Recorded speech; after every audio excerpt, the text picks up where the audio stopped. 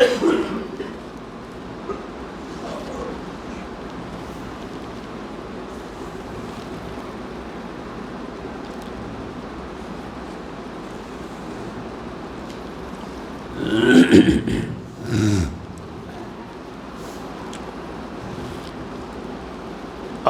بالله من الشيطان الرجيم. بسم الله الرحمن الرحيم. وإذ قال موسى لفتاه لا أبرح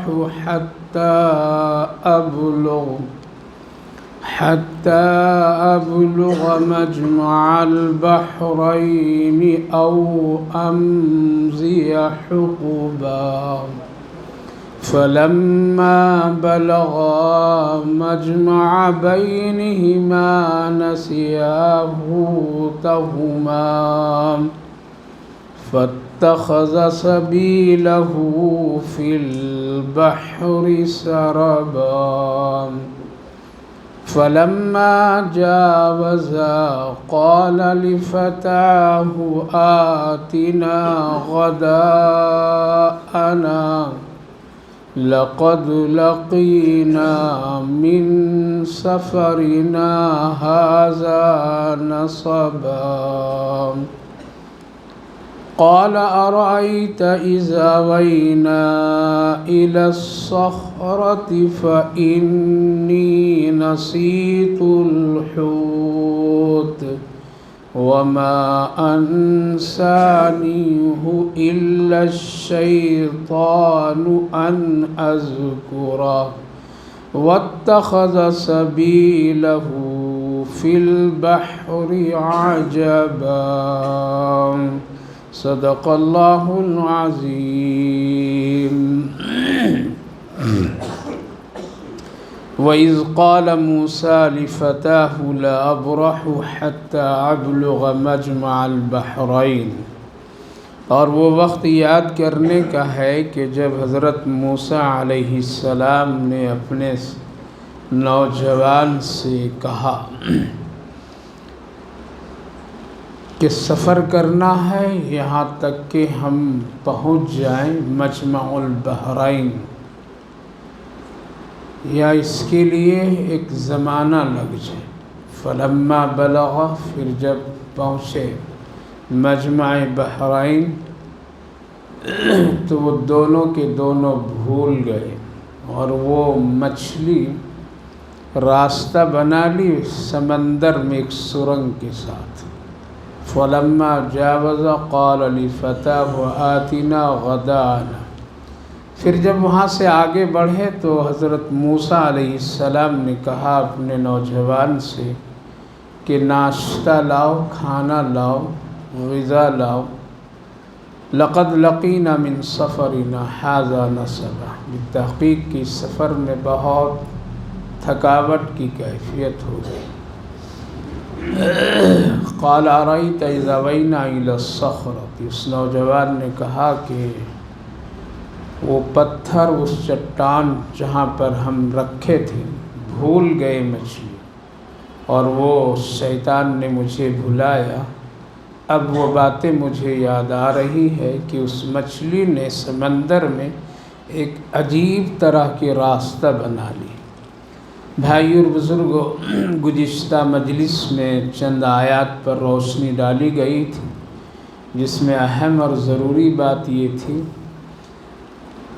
کہ اس دنیا میں آدمی کتنا بھی بنا لے، کما لے، جمع کر لے، کچھ بھی وہ اعمال کے اعتبار سے کر لے، اس کا حساب اور کتاب ہے اور لکھا جا رہا ہے. اور اس دنیا میں جتنی بھی چیزیں ہیں سب کچھ چھوڑ کر کے جانے والا انسان ہے. لہذا ایک نام اعمال ہے جس میں ہر ایک نیکی، ہر ایک گناہ درج کیے جا رہے ہیں، جو کل قیامت کے دن ہر ایک آدمی اس کو دیکھے گا اور دیکھ کر کے وہ کہے گا کہ عجیب و غریب یہ کتاب ہے جس میں نہ نیکی چھوڑی گئی ہے اور نہ گناہ چھوڑا گیا ہے. ایک ایک چیز کو جمع کر دیا گیا ہے. لہٰذا اپنے نام اعمال کو صاف ستھرا اور اچھا بنا لینا چاہیے۔ اس کے ساتھ ساتھ اللہ تعالیٰ نے فرمایا کہ ایک شیطان ہے، اس کے کچھ ایسے اعمال ہیں جو ہمیشہ انسان کے ساتھ دشمنی کا کام کرتا ہے، اور وہ اللہ کی نافرمانی کرتا ہے۔ اس سے گویا کہ ہمیشہ بچتے رہنا چاہیے۔ اس کا کام ہے استغفار سے روکنا، اللہ کے راستے میں رکاوٹ پیدا کرنا اور بہت سارے کام، جبکہ اس کے مقابل میں اللہ نے انبیاء اور رسول کو بھیجا جو خوشخبری بھی سناتے ہیں اعمال پر اور ڈراتے بھی ہیں وہ اللہ کی عذاب سے۔ پھر ایک آیت گزری تھی جس میں اللہ تعالیٰ نے یہ فرمایا تھا کہ تیرا رب بہت معاف کرنے والا ہے، تم گناہ کرتے کرتے تھک جاؤ لیکن اللہ معاف کرنے میں کبھی کمی نہیں کرتا ہے۔ وَرَبُّكَ الْغَفُورُ ذُو الرَّحْمَةِ، یہ ایسی پیاری آیت ہے جس میں اللہ نے فرمایا تیرا رب بہت معاف کرنے والا اور رحمتوں والا ہے۔ اسی لیے گناہ پر فوراً اللہ سزا نہیں دیتا ہے، ڈھیل دیتا ہے، مہلت دیتا ہے اور توبہ کا ایک موقع اس کے سامنے پیش کر دیتا ہے، تاکہ ان ساری چیزوں کو دیکھ کر کے ایک انسان اپنے گناہوں سے معافی اور توبہ کر لے۔ اگر فوراً سزا دے دی جاتی تو انسان کا جینا مشکل ہو جاتا۔ اسی لیے ہر ایک چیز کے اللہ کے یہاں ایک وقت مقرر ہے۔ ظالم کی بھی پکڑ ضرور ہے لیکن اس کا ایک وقت ہے۔ وقت سے پہلے اللہ رب العالمین بندوں کے لیے بہت آسانیاں رکھ دیا ہے۔ اس وقت جو آیت کریمہ پڑھا ہوں یہ ایک بہت ہی اہم اور ایک عبرت اور بہت ہی خوبصورت ایک واقعے کا ذکر ہے۔ اس دنیا میں دیکھ لیجئے کہ پڑھنے پڑھانے سیکھنے سکھانے کے ہزاروں طریقے ہیں اور ہر طرح کے لوگ پڑھنے لکھنے علم حاصل کرنے میں لگے ہوئے ہیں، اور ہر ایک کا الگ الگ انداز ہے۔ ہر ایک آدمی ایک سے ایک بڑھ کر کے علم حاصل کرنے میں آگے بڑھتا چلا جا رہا ہے اور کوشش بھی لوگ کرتے ہیں، چاہے وہ علم دین ہو یا علم دنیا ہو، دونوں میں کوششیں ہوتی ہے اور دونوں میں لوگ کمال کا درجہ حاصل کرنے کے لیے اپنے آپ کو اپنی زندگی کو اس میں لگا دیتے ہیں۔ لیکن کوئی بھی آدمی یہ دعویٰ نہیں کر سکتا ہے کہ جتنی شکلیں اور جتنے بھی علم اور علوم کا اس دنیا میں راستے ہیں اور چیزیں ہیں وہ سب ہم جانتے ہیں اور سب سے زیادہ میرے پاس علم ہے، میرے علاوہ اور کسی کے پاس نہیں ہے، یہ دعویٰ کوئی بھی نہیں کر سکتا ہے۔ اللہ کے سوا یہ دعویٰ کوئی نہیں کر سکتا، چاہے وہ نبی ہو، رسول ہو یا اللہ کا کتنا مقرب بندہ ہو، وہ بھی نہیں کر سکتا۔ خود اسی لیے نبی اکرم صلی اللہ علیہ وسلم بھی فرماتے تھے ہم وہی چیز بتاتے ہیں جو اللہ ہم کو بتاتا ہے، ہم وہی علم تقسیم کرتے ہیں جو اللہ ہم کو تقسیم کرنے کا حکم دیتا ہے، اور جن چیزوں کے علم اللہ ہم کو نہیں دیتا ہے ہم کسی کو بتا بھی نہیں سکتے۔ لہٰذا کوئی اس دنیا میں دعویٰ نہیں کر سکتا ہے کہ ہمارے پاس ساری معلومات ہے، کوئی عالم نہیں کر سکتا ہے، کوئی مفتی نہیں کر سکتا ہے، کوئی بڑا سا بڑا پیر و مرشد اور کوئی بھی علم دین کے طلبگار نہیں کر سکتا۔ دنیا کے اعتبار سے بھی کوئی آدمی دنیاوی تعلیم کے اعتبار سے بھی کوئی دعویٰ نہیں کر سکتا ہے کہ میرے پاس زیادہ علوم ہیں اور ہم علم کی وجہ سے بہت اونچا مقام حاصل کر لیے۔ ایک بات تو یہ ذہن میں رکھیے کہ اللہ تعالیٰ نے جتنی بھی مخلوقات پیدا کیا ہے ہر ایک کو اس کی زندگی کی ضروریات گزارنے کے لیے اللہ نے اس کو علم دے رکھا ہے، سب کو دے رکھا ہے، چرندے پرندے درندے کیڑے مکوڑے جتنی اس کی ضروریات ہے ان کے پاس اس کا علم ہے۔ اور کمال کی یہ بات ہے کہ انسان کے علاوہ کوئی بھی مخلوق کا پڑھنے لکھنے کا سلسلہ نہیں ہے، کسی کا بھی نہیں ہے کہ کوئی بھی جاندار چرندے پرندے درندے کوئی بھی پڑھنے لکھنے کا سسٹم بنا رکھا اور اپنی برادری کے لیے وہ پڑھنے پڑھانے کا انتظام کیا ہو، کوئی نہیں، کسی کے پاس نہیں سوائے انسان کے پاس۔ انسان کو اللہ جاہل پیدا کرتا ہے اور پھر اس کو پڑھنے لکھنے علم کے راستے میں لگاتا ہے۔ اس لیے آج پڑھنے لکھنے کا جتنے بھی سسٹم ہیں دنیاوی علم کے اعتبار سے یا دینی علم اور دنیاوی علم، یہ سب انسان کے پاس ہے، اس کے سوا اور کسی کے پاس نہیں ہے۔ غور کر لیجئے کہ بس صرف انسان، لیکن دوسری مخلوقات جاندار ان کو بھی علم کی ضرورت ہے، لیکن قدرتی طور پر اللہ رب العالمین اس کو اتنی علم دے کر کے پیدا کیا ہے، جب اس کو جس چیز کی ضرورت پڑتی ہے وہ خود اس علم کا استعمال، وہ بھی بیمار ہوتے ہیں تو اپنے علاج کر لیتے ہیں وہ لوگ خود بخود۔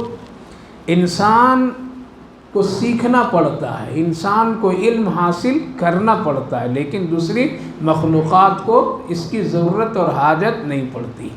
اس لیے علم کی دو قسمیں ہیں، ایک علم لدونی کہتے ہیں، ایک علم وہبی کہتے ہیں، اور ایک علم کسبی کہتے ہیں۔ علم لدونی، علم وہبی اس کو کہتے ہیں جو قدرتی طور پر اللہ کسی کو علم دے دے، اس کو پڑھنے لکھنے کی بھی ضرورت نہیں۔ جیسے خود ہم سب کے آقا نبی اکرم صلی اللہ علیہ وسلم کو کسی شخص کے سامنے بیٹھ کر کے علم حاصل کرنے کی ضرورت نہیں پڑے، بلکہ اللہ آپ کو علم وہبی عطا فرما دیا۔ آپ کا کوئی اس دنیا میں کوئی استاد نہیں ہے اور اللہ نے نہیں بنایا، لیکن علوم آپ پر اس طرح اللہ نے نازل کیا اور عطا کیا کہ آج تک کہ دنیا اس سے فیض حاصل کر رہی ہے۔ تو پتہ یہ چلا کہ ایک علم وہ ہے جو بغیر پڑھے محنت لکھے ہوئے بھی اللہ کسی کو دے دیتا ہے۔ اسی طرح مخلوقات جو دوسری ان کو بھی اللہ رب العالمین بغیر پڑھے لکھے ان کی ضرورت کے بقدر اس کو علم عطا کر دیتا ہے۔ ایک علم ہے علم کسبی، یعنی محنت سے حاصل کرنا، جو ہم اور آپ حاصل کرتے اور آج کے لوگ حاصل کرتے، محنت کرتے ہیں، پڑھتے ہیں، اس کے پیچھے اپنی پوری طاقت توانائی دولت مال سب خرچ کر کے وہ حاصل کیا جاتا ہے۔ یہ علم کسبی، اس کو محنت کے ذریعے سے، اور یہ انسان کرتا ہے، انسان کے علاوہ دوسری مخلوقات میں نہیں ہے، لیکن ان کی ضرورت اور ان کی تمام چیزوں کو اللہ اتنی آسانی کے ساتھ پوری کر دیتا ہے کہ وہ خود بخود اپنے علم کو استعمال کر لیتے۔ جانور بھی بیمار ہوتے ہیں، ایک دو پالتو جانور اگر کوئی لوگ رکھتے تو اس کا علاج کچھ کرتے ہیں، لیکن ہزاروں لاکھوں کی تعداد میں جانور ہیں بیمار ہوتے ہیں، لیکن خود بخود وہ لوگ اپنے علاج کر لیتے ہیں۔ ان کے پاس میں بھی میڈیکل لائن کے تجربات اور میڈیکل لائن سے ان کے پاس بھی مہارت ہے، لہذا انسان کو یہ نہیں کہہ سکتا ہے کہ ہمارے پاس میڈیکل لائن کا علم ہے، ہمارے پاس ٹیکنالوجی اور انجینئرنگ فلاں فلاں فلاں ہے، اس لیے میں بہت باکمال نہیں۔ علم کی وجہ سے باکمال آدمی نہیں ہو سکتا ہے، بلکہ باکمال اخلاق کی بنیاد پر ہو سکتا ہے، تقوی کی بنیاد پر ہو سکتا ہے۔ ایک آدمی اگر علم حاصل کر لیا، ہر فن میں ماہر ہے، لیکن اس کے پاس اخلاق نہیں ہے، تو انسان یہی کہے گا کہ یہ پڑھ لکھ کر کے جاہل ہے۔ لیکن ایک آدمی ان پڑھ ہے، کچھ پڑھا لکھا نہیں ہے، لیکن اس کے پاس عقل ہے، ہمدردی ہے، سچائی ہے، تو ایک آدمی کہے گا یہ تو پڑھا لکھا نہیں لیکن بہت اچھا انسان ہے۔ پتہ یہ چلا کہ علم سے کوئی آدمی باکمال نہیں بن سکتا، کیوں؟ یہ علم، اور یہ علم تو ہر ایک مخلوق کو اس کی ضروریات کے بقدر اللہ دے رکھا ہے، اور ہر ایک مخلوق اپنی اپنی حیثیت سے اس کو استعمال کر لیتی ہے اور جاندار کرتے ہیں، اور اپنا علاج، اپنی ضرورت، اپنے تقاضے، اپنے بچے اور اپنے سب کا وہ کر لیتے ہیں۔ واقعہ کبھی میں سنایا ہوگا، بندروں کا ایک واقعہ ہے جو بہت ہی بڑے عالم دین حضرت حکیم الاسلام قاری طیب صاحب رحمہ اللہ نے دارالعلوم دیوبند کے مطبخ کے سلسلے میں لکھا تھا۔ جب دارالعلوم دیوبند بہت چھوٹا تھا، عمارتیں نہیں تھیں اور چھوٹی چھوٹی جگہیں تھی، تو جب وہاں روٹیاں پکتی تھی اور وہ علاقہ جس وقت جنگلوں کا تھا، تو بندر آ کر کے ساری روٹیاں چپت کر دیتے، بچوں کو مل نہیں پاتا، باورچی پکاتا تھا، رکھتا تھا، ادھر بندر سارے آتے تھے اور روٹیاں لے جاتے تھے۔ بہت پریشانی، اتنے پیسے بھی نہیں تھے کہ جلدی سے کوئی عمارت اچھی بنا کر کے محفوظ کر لیا جائے، لہٰذا باورچی بار بار شکایت کرنے پر بھی جلدی سے اس کا انتظام نہیں سکا، تو باورچی سوچا کہ ہم وہیں علاج کر دوں، اور اس نے بازار سے زہر لایا اور آٹے میں ملا کر کے روٹیاں پکا کر کے ایک طرف بندروں کے لیے رکھ دیا، اسی جگہ پر جہاں سے وہ لوگ روٹی لے جایا کرتے تھے، اور وہ انتظار میں رہا کہ آج تو سارے بندر کا جنازہ پڑھ دیا جائے گا، لیکن ان میں 2 4 5 بندر جنگل سے نکل کر کے حسب معمول آئے اور آ کر کے روٹی کو دیکھے تو ان کے اللہ نے ایک فطری چیز بنا دی ہے کہ وہ کھانے سے پہلے کہاں لگاتے ہیں؟ ناک میں لگاتے ہیں۔ ان کے ناک میں وہ حس ہے جو وہ پہچان لیتے ہیں، ہر ایک جاندار، ہم لوگوں کو بھی اللہ تعالیٰ نے یہ طاقت اور حس دیا ہے کہ کھانے سے پہلے ایک مہک اور ایک خوشبو آتی جس سے معلوم ہو جاتا ہے کہ یہ کھانا کیسا ہے، اور انسان کے اندر اس کی رغبت شوق بڑھ جاتی، لہذا وہ لوگ کھانے سے پہلے ناک میں لگاتے ہیں۔ جب ناک میں وہ لگائے روٹی تو ان کو ذرا سا شک ہو گیا کہ وہ لگ رہا ہے اس میں کچھ خطرہ ہے، دوسرے سے پوچھا کیا حال تیرا، تیسرے سے بھی پوچھا اپنی زبان میں، سب نے کہا کہ نہیں خطرہ ہے، رکھ دیے لوگ اور پھر چلے گئے، اور پھر جنگل سے ایک بڑے سرجن ڈاکٹر کو لے کر کے آئے، ماہر کو، وہ آیا اور آ کر کے وہ بھی روٹی کو چیک کیا تو وہ بھی دیکھا کہ ہاں اس میں زہر ہے، مت کوئی کھاؤ۔ اب سب واپس پھر گئے، اور باورچی بیٹھ کر کے سارا تماشا دیکھ رہا ہے کہ کیا ہو رہا ہے۔ یہ بتا رہا ہوں میڈیکل علاج، آج انسان سمجھتا ہے کہ ہم بہت بڑے ہیں، ڈاکٹر بن کر کے اگر انسانیت نہیں ہے تو پھر تو جاہل ہے، پڑھ لکھ کر کے ایک عالم دین میں اگر ہمدردی اور شریعت کی پابند، خشیت اللہ، تقوی نہیں تو پھر وہ بھی بیکار ہے۔ لہذا سب سے بڑی جو چیز ہے اخلاق ہے، سب سے بڑی چیز ہے وہ تقوی ہے، سب سے بڑی چیز ہے انسانوں کے ساتھ اس علم کے ذریعے سے ایک بہترین محبت کی فضا قائم کرنا ہے۔ لہذا سارے بندر واپس چلے گئے، اور پھر وہاں سے تقریباً 50 60 100 کی تعداد میں بندر پھر آئے سب لوگ، اور سب کے ہاتھ میں ایک ٹہنی ہے، ہرے پتے ہیں، ہری شاخ ہے، اور وہ آئیں اور آ کر کے ایک مرتبہ روٹی کھاتے ہیں، ایک مرتبہ پتہ کھاتے ہیں، اور اسی طرح پوری روٹیاں کھا گئے ہیں، اور صاحب دیکھتے رہے اور مزے سے کھا پی کر کے چلے گئے اپنے جنگل میں، اور چھپ گئے ہیں سب لوگ۔ پھر بھی دیکھا گیا کہ ہو سکتا ہے کہ بندر مریں گے، لیکن ایک بھی بندر نہیں مرا۔ جب یہ پورا قصہ سنایا تو حضرت نے فرمایا کہ ہر ایک مخلوق کو اللہ نے اس کی بیماری اور علاج کے دوا بتا دیا ہے، لہذا ان لوگوں نے زہر بھی کھایا اور زہر کے علاج بھی کر لیا، بچ گئے۔ تو میرے بھائیو بزرگوں، عرض یہ کرنا، اس دنیا میں کوئی نہیں کہہ سکتا ہے کہ سارے علوم میرے پاس ہیں۔ اگر کوئی دعویٰ کرتا ہے تو یہ دعویٰ اس کا کیا ہے؟ جھوٹ ہے، اور یہ گرفت کا ذریعہ ہے، کیا ہے؟ پکڑ کا ذریعہ ہے۔ اللہ ایسے لوگوں کو پسند نہیں کرتا ہے، اللہ ایسے لوگوں سے اللہ رب العالمین خوش نہیں ہوتے، لہذا جب بھی ایسے کوئی حالات آئیں تو پھر اللہ تعالیٰ نے بطور تنبیہ کا اس کا کچھ نہ کچھ اس کے ساتھ نے معاملہ فرمایا۔ ان معاملات میں، ان واقعات میں اسی کڑی سے ایک بات بڑی اہم ہے، وہ ہے حضرت موسیٰ علیہ السلام کا۔ کس کا ہے؟ حضرت موسیٰ علیہ السلام کا۔ سورہ کہف میں اللہ رب العالمین نے اس واقعے کو عبرت کے طور پر بیان فرمایا ہے کہ تمہارے پاس پوری علوم نہیں ہے، تم کبھی دعویٰ کر کے جی نہیں سکتے ہو کہ سب کچھ میں ہوں، سب کچھ میرے پاس ہے، سارے علم میرے پاس ہے۔ نہیں، یہ دعویٰ تیرا غلط، جھوٹ، بلکہ ہمارے بندوں میں سے ایک ہیں، ایک چیز کا علم رکھتا ہے، دوسرا اس سے بھی کچھ زیادہ رکھتا ہے، تیسرا اس سے بھی کچھ زیادہ رکھتا ہے۔ اس لیے آدمی کو ایک دوسرے کی قدر کرنی چاہیے، اپنے اوپر میں غرور، تکبر، گھمنڈ کر کے نہیں بیٹھ جانا چاہیے۔ اسی لیے سب سے بڑا عالم وہ ہے، سب سے جاننے والا وہ ہے جو چیز نہ جانے وہ جاننے کی کوشش کرے اور حاصل کرے۔ حضرت موسیٰ علیہ السلام کا ایک قصہ قرآن کی روشنی میں اللہ نے ذکر یوں فرمایا کہ ایک مرتبہ حضرت موسیٰ علیہ السلام خطبہ دے رہے تھے، بیان کر رہے تھے۔ بیان کے درمیان میں کسی نے پوچھا کہ اس وقت سب سے زیادہ علم رکھنے والا کون ہے؟ کس کے پاس زیادہ علم ہے؟ کون زیادہ علم کا مالک اس وقت ہے؟ حضرت موسیٰ علیہ السلام تھوڑی دیر کے بعد میں کہا کہ میں ہوں۔ کیا ہوں؟ میں ہوں۔ ایک پیغمبر کی زبان سے نکلنا اللہ کو پسند نہیں، اللہ کو پسند نہیں۔ لہذا فوراً اللہ رب العالمین نے حضرت جبریل علیہ السلام یہ ہم کلام ہوئے اور کہا کہ میرے پیغمبر کیسے تو دعویٰ کر لیا کہ تمہارے پاس میں سب سے زیادہ علم ہے، تو ہی سب سے زیادہ جانتا ہے. میرے بندے میں ایک بندہ ایسا ہے جو تجھ سے بھی زیادہ ہو جانا، کچھ ایسی چیز ہے جو تجھ سے بھی وہ زیادہ علم رکھتا اس معاملے میں، وہ علم تیرے پاس نہیں ہے.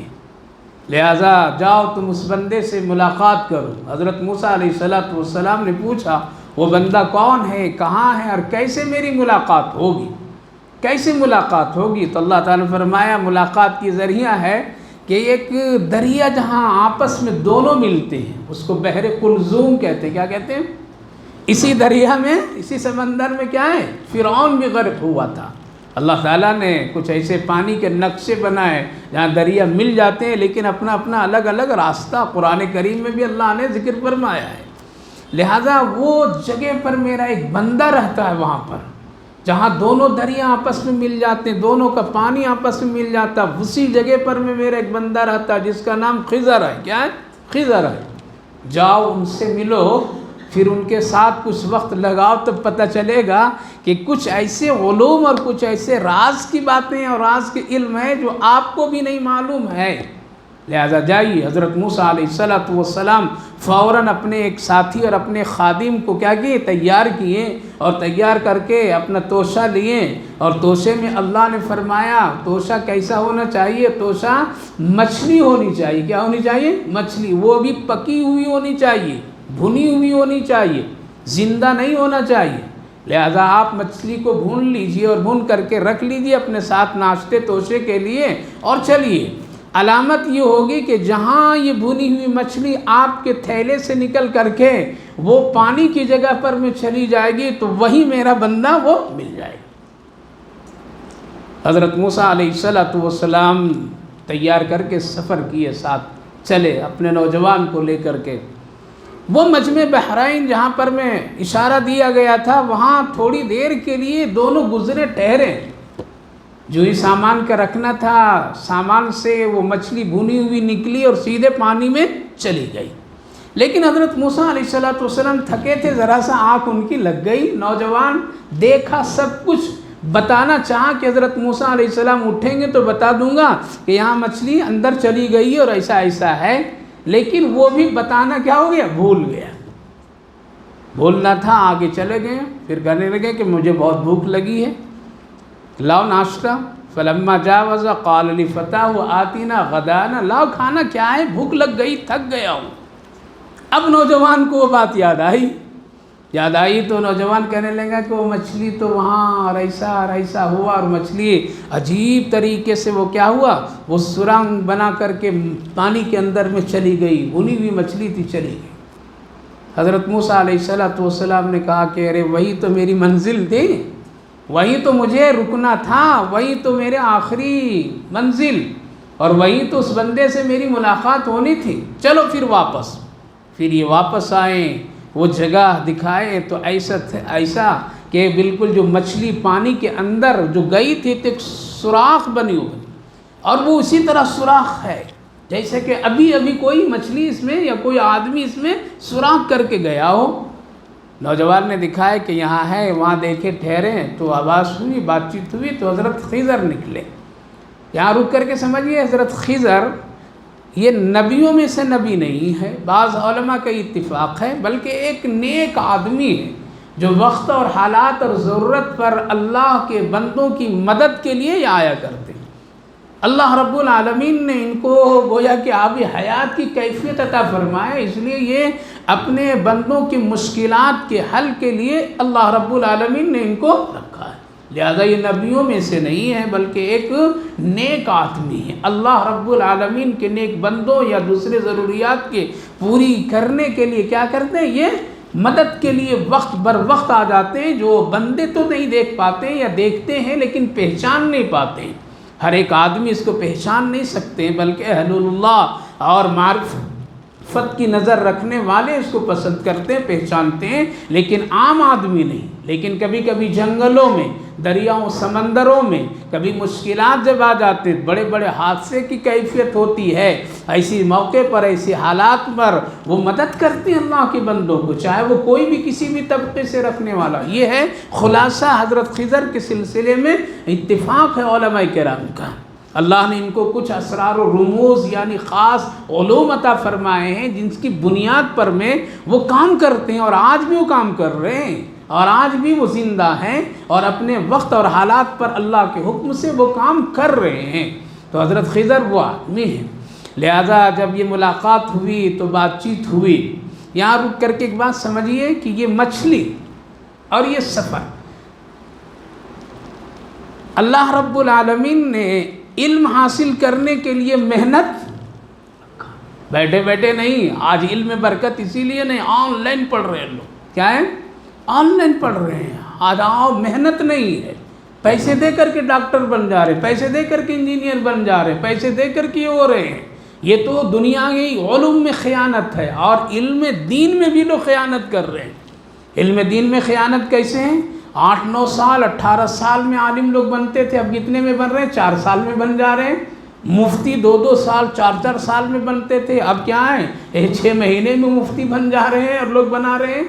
لہذا اس علم میں بھی خیانت ہے، اور جس کی وجہ سے برکت نہیں ہے، محنت نہیں ہے۔ حضرت موسیٰ علیہ السلام کی یہ محنت جانا اور علم کے حاصل کرنے کے لیے اور اپنی کسی تربیت اور اپنے تزکیہ کے لیے دوسروں تک کے پہنچنا، اس سفر سے یہ معلوم ہو رہا ہے کہ آدمی کو حاصل کرنے علم حاصل کرنے کے لیے یا نیک لوگوں کی صحبت اختیار کرنے کے لیے، کسی نیک لوگوں کے پاس میں جانے کے لیے اگر ان کو ضرورت پڑے، محنت اٹھانی پڑے، مشقت اٹھانی پڑے تو کیا کرنا چاہیے؟ کرنا چاہیے، اس میں ثواب ہے۔ دوسری بات، وہ بھنی ہوئی مچھلی کا اللہ نے اس لیے حکم دیا کہ دیکھو میری قدرت اور شان، کہ آپ یہ سمجھتے ہیں کہ سارے علوم ہمارے پاس میں ہیں، لیکن ہم مردے کو بھی زندہ کر دیتے ہیں اور اس کو بھی وہ حقیقت سمجھا دیتے ہیں۔ لہذا آپ یہ نہ سمجھ لیجئے کہ ہمارے پاس میں سارے علوم اور اسرار و رموز کی ساری کیفیت ہے۔ لہذا بھنی ہوئی مچھلی کا زندہ ہو جانا اور پانی میں چلا جانا اس بات کی علامت ہے میرے بھائی بزرگوں کہ ایک آدمی مر جائے گا، مرنے کے بعد ریزہ ہو جائے گا، اللہ پھر دوبارہ اس کو زندہ کر دے گا۔ لہذا حضرت موسیٰ علیہ السلام سے ملاقات ہوئی، بات چیت ہوئی، اور کہا کہ مجھے حکم ہے کچھ دنوں تک آپ کے ساتھ میں رہنے کا، اور کچھ چیزیں آپ سے میں حاصل کرنا ہے، اور حاصل کرنے کا حکم ہے آپ ہم کو اپنے ساتھ رکھ لیجئے۔ کیا کیجئے؟ اپنے ساتھ رکھ لیجئے۔ حضرت خضر علیہ السلام نے فوراً کہا کہ ٹھیک ہے رہیے، لیکن چند شرطیں یہ ہے کہ ہمارے کسی بھی کام میں ٹوک ٹاک آپ نہیں کیجئے گا۔ ہم جو کریں گے وہ کیا ہے؟ کریں گے، آپ کو ٹوکنے کی اجازت نہیں ہے، پوچھنے کی اجازت نہیں ہے، دیکھتے رہیے، ہم خود ہی بتائیں گے آپ کو وقت پر۔ کیا کریں گے؟ خود ہی بتائیں گے، پہلے سے ٹوک ٹاک مت کیجئے گا۔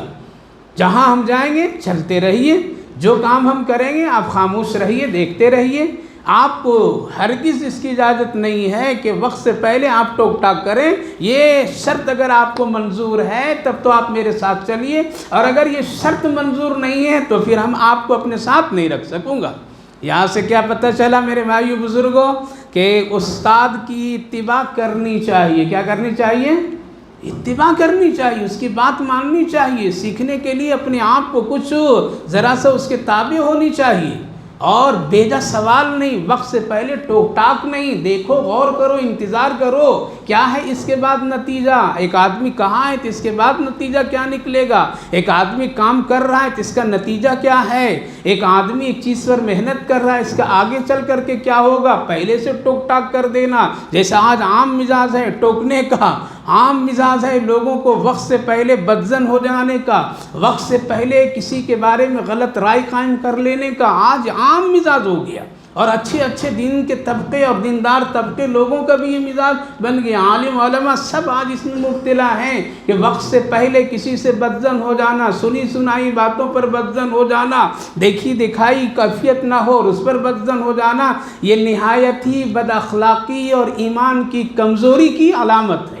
ایسا ہرگز نہیں ہونا چاہیے، بلکہ دیکھو نتیجہ، معلومات کرو پہلے اس آدمی سے جس کے ساتھ میں وہ معاملات ہے اور جس سے وہ متعلق ہے، اس سے پہلے پوچھئے۔ سنی سنائی باتوں پر ہوائی میں آپ اپنے آپ کو مت گزاریے، ورنہ شیطان گمراہ کر دے گا، بدسن کر دے گا، ایمان خطرے میں چلا جائے گا اور ایک مومن بھائی سے آپ ہٹ کٹ جائیں گے۔ یہ شدید گناہ ہے جس کو اللہ نے قرآن میں بھی روکا ہے۔ اس لیے وقت اور انتظار کرنا چاہیے، یا صاحب معاملات سے اس سے معاملے کا حل کر لینا چاہیے، پہلے سے ٹوک ٹاک نہیں۔ ایک شخص تھے جو اپنے بچے کو ٹرین میں لے کر کے جا رہے ہیں۔ بچہ جب ٹرین سے گزر رہا تھا اور جب پہاڑ دیکھا، ہریالی دیکھا، درخت کو دیکھا تو بہت خوش ہوتا تھا، بہت خوش ہوتا تھا۔ کیا پہاڑ ہے، کیا دریا ہے، کیا پانی ہے، کیا یہ درخت ہے، خوب خوشی، اور اچھلتا تھا وہ ٹرین میں سیٹ پہ بیٹھے بیٹھے۔ اس کے ماں باپ بھی ساتھ میں، ایک اچھے قسم کے پڑھے لکھے لوگ بھی بازو میں بیٹھے ہوئے تھے۔ انہوں نے کہا کہ تیرا بچہ پاگل ہے کیا؟ تم اس کو سمجھاتے نہیں ہو، یہ پاگل کی طرح کر رہا ہے، اس کا علاج کم سے کم کرنا چاہیے تھا۔ وہ سیدھے سادھے ماں باپ کہنے لگے کہ پاگل تو بچہ میرا نہیں ہے، آپ کو یہ بات کہنے سے پہلے ذرا پوچھ لینا چاہیے تھا کہ ایسا یہ بچہ کیوں کر رہا ہے، یہ بچہ آخر ایسا کیوں کر رہا ہے، یہ پوچھنا چاہیے تھا۔ پہلے سے فتویٰ لگا دیے، پاگل ہے، چور ہے، بدماش ہے، ڈاکو ہے، فلاں ہے، آج جیسے ہو رہا ہے۔ لہذا پہلے پوچھو۔ کہا کہ بچہ مسئلہ ایسا ہے کہ یہ بچے کی آنکھ میں روشنی نہیں تھی، اس کا علاج کر کے آج ہی لا رہے ہیں ہم لوگ، اور آج پہلی بار اس کی آنکھ میں روشنی آئی ہے، اور یہ آج پہلی بار دنیا دیکھ رہا ہے۔ اس سے پہلے کبھی پہاڑ نہیں دیکھا تھا، پانی نہیں دیکھا تھا، ندی نہیں دیکھا تھا، درخت نہیں دیکھا تھا، ہریالیاں نہیں دیکھا تھا، آج پہلی بار دیکھ رہا ہے تو اس کو بڑی خوشی ہو رہی ہے، عجیب کی کیفیت ہو رہی ہے۔ ہم لوگ اسی لیے اس کو چھوڑے ہیں تاکہ ذرا خوش ہو جائے یہ بچہ۔ تو میرے بھائیو بزرگوں، عرض یہ کرنا ہے کہ ٹوک ٹاک استاد کو بھی جلدی سے نہیں کرنا چاہیے، نتیجے کا انتظار کرنا چاہیے۔ اسی لیے شرط لگا دے رہے ہیں حضرت خضر کے، اگر یہ ٹوک ٹاک آپ بیچ میں کرتے رہیں گے تو بے ادبی بھی ہوگی اور وقت بھی ضائع ہوگا، ہم وقت پر خود ہی بتا دیں گے۔ حضرت موسیٰ علیہ السلام نے کہا کہ ٹھیک ہے۔ دوسری بات ایک معلوم یہاں سے یہ بات ہوئی کہ کیا حضرت موسیٰ علیہ السلام پیغمبر ہیں اور حضرت خضر کیا ہیں؟ پیغمبر نہیں ہیں؟ کیا ان کا درجہ زیادہ ہے یا ان کا درجہ زیادہ ہے؟ سوال ہو سکتا ہے، پیغمبر کا درجہ تو بہت اعلیٰ ہے۔ یہ جو چیزیں ہیں یہ کوئی استاد اور شاگردی کی کیفیت نہیں ہے دونوں کی، بلکہ ایک دوسرے سے معرفت حاصل کرنے کی ہے اور ایک مشورے کے طور پر میں ہے۔ جیسے پیارے آقا صلی اللہ علیہ وسلم وقتاً فوقتاً کبھی صحابہ سے مشورہ لیتے تھے، تو اس کا مطلب یہ نہیں کہ آپ کا مشورہ لینا اور صحابہ سے مشورہ لینا صحابہ کا درجہ اونچا ہے نبی سے، نہیں، بلکہ کبھی کبھی ایسا ہوتا ہے کہ ایک آدمی نیک آدمی سے کیا کرتا ہے، کوئی مشورہ، کوئی چیز حاصل کرنے کے لیے، پوچھنے کے لیے وہ صحبت اختیار کر سکتا ہے۔ خود نبی اکرم صلی اللہ علیہ وسلم ایک مرتبہ مدینہ کے باغات سے جب گزر رہے تھے تو دیکھا کہ صحابہ کرام رضوان اللہ عنہم اجمعین میں کھجوروں کے باغوں میں کچھ کام کر رہے تھے، اور کرتے یہ ہیں کہ مٹی ایک کھجور کے جڑ سے اٹھاتے ہیں، دوسرے کھجور کے جڑ میں ڈال دیتے ہیں، اس کھجور کے جڑ سے مٹی اٹھاتے ہیں اور دوسرے کھجور کے جڑ میں ڈال دیتے تھے۔ اللہ کے رسول صلی اللہ علیہ وسلم غور سے دیکھتے رہے، دیکھنے کے بعد میں آپ نے پوچھا بھائی یہ کیا کر رہے ہو؟ اس کی مٹی اس کے جڑ سے اٹھا کر کے اس میں اور اس میں سے اس میں، تو صحابہ نے کہا رسول اللہ یہ ہم لوگ بہت پہلے سے ایسے ہی کرتے آ رہے ہیں، اس کو تعبیر کہتے ہیں۔ کیا کہتے ہیں؟ تعبیر، عربی میں، اور اپنی زبان میں آسان بولو، نکاح کر رہے ہیں۔ کیا کر رہے ہیں؟ نکاح کرا دے رہے ہیں دونوں کا۔ کہا کہ اس سے کیا ہوتا ہے؟ کہا اس سے یہ ہوتا ہے کہ کھجوریں بہت اچھی صحت مند کھجور آتی ہیں، پکی ہوئی آتی ہے، خوب زیادہ کھجوریں آتی ہیں۔ اللہ کے رسول صلی اللہ علیہ وسلم نے فرمایا کھجور کا اچھا اور برا یہ سب اللہ کے ہاتھ میں، زیادہ اور کم کرنے کا مالک اللہ ہے، اس سے کچھ نہیں ہوتا ہے، اس لیے اللہ پر یقین رکھو۔ کہا کہ اچھا آپ نے اتنا فرمایا، صحابہ چھوڑ دی، کہا کہ نہیں کرنا، جب ہم کو یقین کا حکم ملا تب یقین ہی کریں گے، چھوڑ دیے، نہیں کام کی۔ کھجور کا زمانہ آیا، جو کھجوریں پکی پکائی جو بھی ہوا، موسم آ گیا توڑنے کا، تو آپ صلی اللہ علیہ وسلم نے پوچھا لوگوں سے بھائی کیا حال ہے تیرے باغ کا، کھجوریں کیسی آئی؟ تو یہ نہیں کہا غصے میں جیسے ہم لوگ تعویذ بھی ہے کچھ فائدہ بھی تو ہوا نہیں، بڑا فیس بھی لے لیا کچھ بھی نہیں ہوا، ایسا نہیں، کچھ تو نہیں، بلکہ صحابہ ادب کے بڑے مالک تھے۔ کہا کہ یا رسول اللہ اس مرتبہ ذرا کھجوریں کم آئی ہیں، بس یہ نہیں کہا کہ آپ نے ایسا کہا ویسا کہا، یہ کہا ہم اور آپ ہوتے تو کیا پہلے یہی کہہ دیتے، اسی مولوی کے چکر میں ہم سب غرق ہو گئے، اسی آدمی کی وجہ سے ہماری تجارت چلی گئی، اسی کی وجہ سے ہمارا یہ ہو گیا۔ ادب سے یا رسول اللہ اس مرتبہ ذرا کم آئی، کوئی پریشانی۔ کہا اللہ کے رسول سمجھ گئے، کہا کہ شاید وہ کام تم لوگوں نے نہیں کیا، چھوڑ دیا، اس کی وجہ سے تو نہیں، لیکن پھر بھی صحابہ بولے نہیں کہ اسی کی وجہ سے۔ کہا کہ یا رسول اللہ یہ ہوتا رہتا ہے، کم و بیش ہوتا رہتا ہے، آپ سمجھ گئے کہ ادب سے بول نہیں پا رہے ہیں، تو آپ نے فرمایا اب اگلی مرتبہ جب سیزن آئے تو تم لوگ اسی طرح سے اپنے باغ میں کام کرو جس طرح پہلے سے تم لوگ کام کرتے تھے۔ یہ ایک تجارتی، ایک زراعت اور کھیتی کا، یہ باغات کا تجربہ اور علم ہے تم لوگوں کو جو محمد صلی اللہ علیہ وسلم کو نہیں ہے، باغات کا کام نہیں کیے ہیں، یہ تجربہ ہم میں حاصل نہیں ہے، اس لیے تم لوگوں کا اگر یہ ہے تو کر سکتے ہو، جائز ناجائز کا یہ مسئلہ نہیں ہے۔ لہذا اس مرتبہ پھر صحابہ اسی طرح کرنے دیں۔ جب وہ موسم پھر آئی اور کھجوریں تیار ہو گئی تو اللہ کے رسول صلی اللہ علیہ وسلم نے پوچھا کہ اس سال کا کیا حال ہے، تو صحابہ نے کہا الحمدللہ اس مرتبہ بہت کھجوریں آئی ہیں۔ تو آپ نے فرمایا جس طرح سے تم لوگ یہ کام کرتے، اس کی مٹی اس کی مٹی اسی طرح کیا کرو، محمد کا اس سے کوئی تعلق نہیں ہے۔ میرے بھائیو بزرگوں، عرض یہ کرنا ہے کہ کبھی کبھی بڑے لوگ کسی چیز کے اگر معلومات کے درجے میں ایسا کر لیں تو اس سے وہ کم درجے کا نہیں ہو جاتے، اس کے علوم میں کوئی کمی نہیں آتی، اس کے شان میں کوئی کمی نہیں آ جاتی ہے۔ حضرت امام ابو حنیفہ علیہ الرحمہ ایک بھنگی سے ایک مسئلے کو معلوم کرتے ہیں تو آپ زندگی بھر ان کی قدر کرتے ہیں۔ کیا کرتے ہیں؟ زندگی بھر قدر کرتے ہیں، یہاں تک کہ جب ان کے گھر کی طرف سے آپ جایا آیا کرتے تھے تو کیا کرتے تھے؟ گھوڑے سے نیچے اتر جایا کرتے تھے۔ لوگ پوچھتے تھے آپ یہاں آ کر کے کیوں اتر جاتے ہیں؟ پہلے تو آپ ادھر سے بیٹھ کے آتے ہیں پھر ادھر بیٹھ جاتے ہیں، لیکن اس کے گھر کے سامنے آپ گھوڑے سے اتر جاتے ہیں۔ حضرت امام ابو حنیفہ علیہ الرحمہ نے فرمایا میرے ایک مسئلے کا یہ استاد ہے، کیا ہے؟ اس کا گھر ہے، حالانکہ وہ غیر مسلم ہے، وہ صفائی کرنے والا ہے، لیکن آپ نے فرمایا میرے ایک مسئلے کا یہ ایک استاد ہے، اور وہ مسئلہ کوئی قرآن و حدیث سے متعلق نہیں ہے، بلکہ کسی نے آپ سے پوچھا تھا کہ کتا بالغ کب ہوتا ہے؟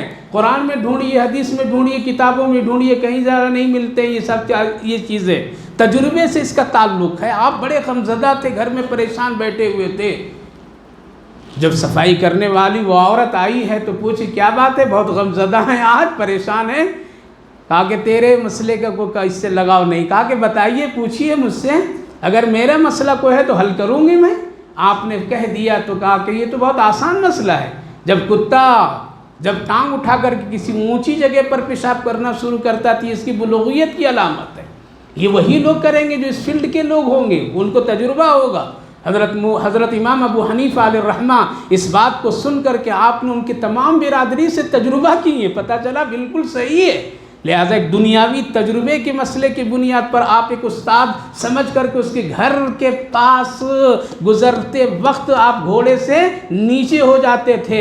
اب کا مسلمان کا حال تو یہ میرے بھائیو بزرگوں، زندگی بھر سیکھو سمجھو پھر بھی کہتے ہیں یہ مولوی تو مولوی ہے اور پریشان ہے، دکھ تکلیف پہنچانے میں کوئی کسر باقی نہیں رکھتے۔ ایسے بچنا چاہیے۔ نماز جس کے پیچھے پڑھتے ہو اسی کے پیچھے لگ جاتے ہو، اذان جس کے سن کر کے نماز کے لیے آتے ہو اسی مؤذن کے پیچھے پڑ جاتے ہو، جو تیرے بچے کو کلمہ، پاکی ناپاکی، غسل طریقہ بتاتا اسی استاد کے پیچھے پڑ جاتے ہو، جو عالم دین کوئی اچھی باتیں کہہ کر کے تیری رہبری کر دے رہا اسی کی چغلی غیبت چغل خوریوں میں مبتلا ہو جاتے ہو۔ کل اللہ کے یہاں کیا جواب دیں گے ایسے لوگ؟ کیا جواب دیں گے؟ مرنے کے بعد میں کیا رسوائی ہوگی ان کی؟ وہ ڈرتے نہیں ہیں، ڈرنا چاہیے۔ خیر، حضرت موسیٰ علیہ السلام کا یہ ساتھ ہونا یہ بھی ایک بڑی حکمت ہے کہ استاد کی قدر کرنی چاہیے، بات ماننی چاہیے، وقت سے پہلے کوئی ٹوک ٹاک بھی نہیں کرنی چاہیے۔ حضرت موسیٰ علیہ السلام مانی چلیے ٹھیک ہے، دونوں دریا کے کنارے کنارے ٹہلتے جا رہے ہیں۔ حضرت خضر نے کہا کہ ہم کو اس پار جانا ہے۔ کس پار؟ اس سے اس پار۔ کشتیاں لگی ہوئی تھیں، بہت ساری کشتیاں۔ ایک کشتی کو انہوں نے پسند کیا جو بہت ہی نئی کشتی تھی، آپ بیٹھے، آپ کو بیٹھا لیا گیا اس کشتی میں، آپ بیٹھے، بیٹھنے کے بعد میں آپ نے غور و فکر کیا، سب سے پیسے لیا کشتی والے نے، لیکن حضرت خضر سے پیسہ نہیں لیا، کہا کہ آپ لوگ نیک آدمی معلوم ہوتے ہیں، آپ لوگوں سے نہیں لوں گا، بہت کوشش کی پھر بھی نہیں لیے، خیر چلو نہیں لیا تو معاف۔ آگے کچھ کشتی نکلی تو آپ نے ایک کشتی کے ایک تختہ اکھاڑ دیا، توڑ دیا۔ حضرت موسیٰ علیہ السلام ٹوک دیے، ارے عجیب آدمی آپ، ایک تو بیچارہ فری لے جا رہا ہے اور آپ اس کی کشتی کے تختے توڑ دیے، اگر پانی نہیں آ جائے تو سب ڈوب کر کے مر جائیں گے، آپ اتنے اچھے، یا اللہ یہ کیا ہے، کیسا آدمی، اس کو کہہ دیا کہ آپ اس کے ساتھ نہ۔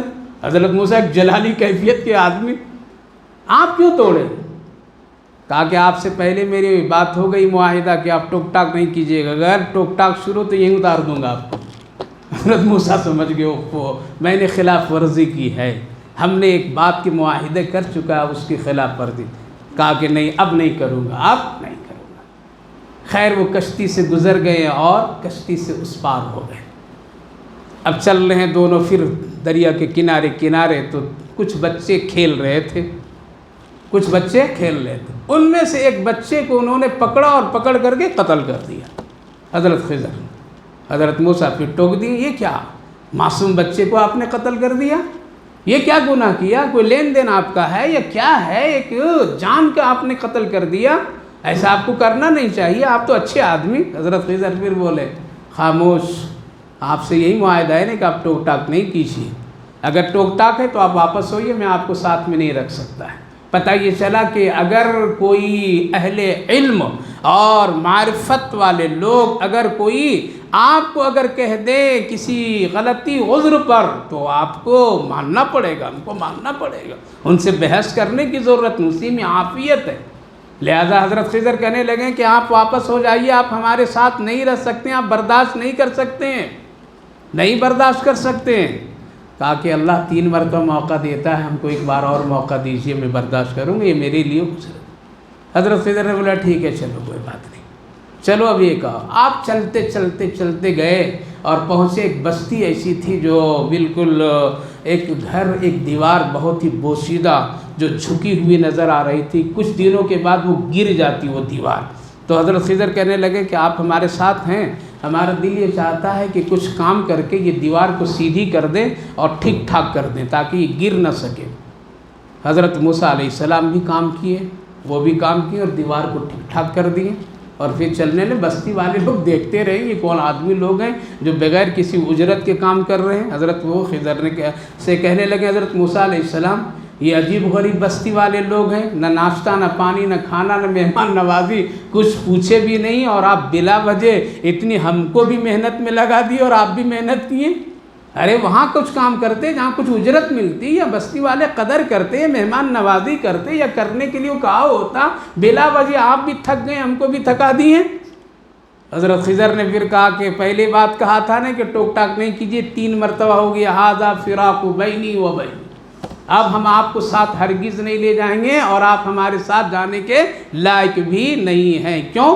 آپ اگر بار بار ایسا کریں گے تو ہو سکتا ہے میں کچھ بول دوں اور آپ پیغمبر ہیں، آپ کی شان میں کوئی گستاخی ہو جائے۔ اسی لیے کبھی کبھی میرے بھائیو بزرگوں، جواب دینے سے خاموشی اختیار کرنا چاہیے، ہو سکتا ہے بڑوں کی شان میں کیا ہو جائے، گستاخی ہو جائے۔ آپ کو اگر ایک چیز معلوم ہے لیکن پھر بھی وہاں خاموشی اختیار کر لینا، یہ ادب کی بات ہے۔ حضرت نبی اکرم صلی اللہ علیہ وسلم تشریف فرماتے ہیں، صحابہ بھی سب لوگ تھے، حضرت عمر تھے، حضرت ابو بکر صدیق اور بہت سارے بڑے بڑے صحابہ تھے۔ حضرت عمر رضی اللہ عنہ کا بھی بیٹا حضرت عبداللہ بھی تھے، وہاں بھی تھے وہ اللہ کے رسول، ان کی عمر 8 سال کی۔ اللہ کے رسول نے پوچھا کہ کون سے ایسے درخت ہے جس کا مثال اللہ نے ایمان سے دیا ہے، تم لوگ بتا سکتے ہو؟ صحابہ کرام رضوان اللہ عنہم اجمعین جلدی نہیں بولتے تھے، کہا کہ اللہ کے رسول آپ ہی بتائیے، ہم لوگوں نے، آپ نے کئی بار پوچھا لیکن آپ کے سے کوئی جواب نہیں دیا۔ پھر اللہ کے رسول صلی اللہ علیہ وسلم خود بتلائیں، اور قرآن کریم کے 13ویں جز سورہ ابراہیم میں اس کی مثال موجود ہے، اور کھجور کے درخت کو اللہ نے ایمان سے اس کی نسبت اور اس کی مثال دے رکھا ہے۔ جب حضرت عمر گھر گئے اور حضرت عمر کے بیٹے بھی حضرت عبداللہ گئے تو کہنے لگا ابا مجھے معلوم تھا، زبان پر بات آ گئی تھی، میں کہنے چاہ رہا تھا لیکن پھر نہیں کہہ سکا، ورنہ میرے دل زبان میں یہ بات تھی کہ وہ درخت کھجور کا درخت ہے۔ تو حضرت عمر رضی اللہ عنہ کہا بیٹا اگر تو بول دیا ہوتا تو کتنا اچھا ہوا رہتا، کیا ہماری بھی عزت تمہاری بھی عزت، نبی تعریف کیے ہوتے۔ لیکن جواب سنیے، کیا جواب دیے؟ اے ابا جان اگر ہم بولے ہوتے تو میرے لیے بے ادبی ہوتی، اس لیے آپ جیسے بڑوں کے سامنے جاننے کے باوجود بھی میری زبان کھولنا یہ آپ کی شان میں بے ادبی کی ہوتی کہ باپ کے رہتے ہوئے بیٹا بول رہا ہے۔ اب کیا ہے؟ اب کیا ہے؟ اب تو حالات قیامت کے آثار میں چل رہے ہیں۔ بیٹا خود کہتا ہے تجھے کیا معلوم ہے ابا، بیٹھ چپ چاپ، ہم جانتے ہیں اسے ہم معاملہ کر لیں گے۔ بیٹی کہتی ماں تجھے کیا معلوم ہے، ہم پڑھی لکھی ہیں، یہ آثار قیامت ہے۔ لہٰذا میں یہ عرض کر رہا ہوں میرے بھائیو بزرگوں کہ بڑوں کی شان میں گستاخی کرنے سے بہتر یہ ہے وہاں خاموشی اختیار کر لینا چاہیے۔ لہٰذا حضرت موسیٰ اور حضرت خضر کے یہاں سے کیا ہوئی؟ جدائی ہو گئی۔ کتنے سوال ہیں؟ یاد ہے؟ 3 ہے، یاد ہے؟ یاد رکھیں گے؟ بھوک لگ گئی کیا؟ آ رہے ہیں قربانی ماشاءاللہ۔ ذرا پہلے سے ذرا صاف صفائی ہے۔ 3 سوال۔ پہلا سوال کشتی کو کیوں توڑا آپ نے؟ دوسرا قتل بچے کو کیوں کیا؟ تیسرا دیوار کو بغیر اجرت کے ایسی بخیل لوگوں کی بستی کا کیوں آپ نے سیدھی کر دی ہے؟ یہ 3 سوال، جواب آج یا بعد میں؟ انشاءاللہ کل اگلی تفسیر میں اس کے جواب ملیں گے انشاءاللہ۔ اس میں بڑی حکمت ہے، بڑی حکمت ہے۔ کیوں تختے کو توڑا گیا؟ کشتی کے تختے کو کیوں کھاڑا گیا؟ معصوم بچے کو کیوں قتل کیا گیا؟ ایک بخیل بستی والوں کی دیواروں کو کیوں درست اور صحیح کیا گیا؟ ان 3 سوالوں کا جواب قرآن میں خود اللہ نے دیا ہے، جس میں بڑی عبرت ہے اور ہم سب کے لیے بڑی نصیحت ہے۔ انشاءاللہ اگلی تفسیر میں ان 3 سوالوں کا جواب ملے گا۔ اللہم صلی علی سیدنا نبینا حبیبنا مولانا محمد وبارک وسلم علیہ۔ اللہم ربنا آتنا فی الدنیا حسنۃ وفی الآخرۃ حسنۃ وقنا عذاب النار۔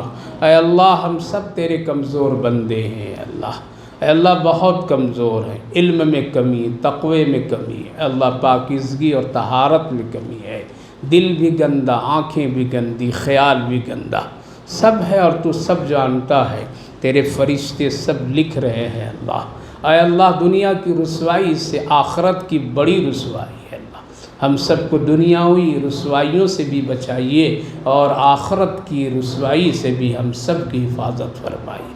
اے اللہ ہم سب کے حساب آسان لیجیے، اے اللہ ہم سب حساب دینے کی طاقت استطاعت نہیں رکھتے ہیں اللہ، کمزور تیرے بندے ہیں، گناہگار بندے ہیں، خطا کار بندے ہیں، اس سے معافی کی امید لگائے بیٹھے ہیں، تو معافی مانگنے والے اس سے بڑی محبت فرماتا ہے۔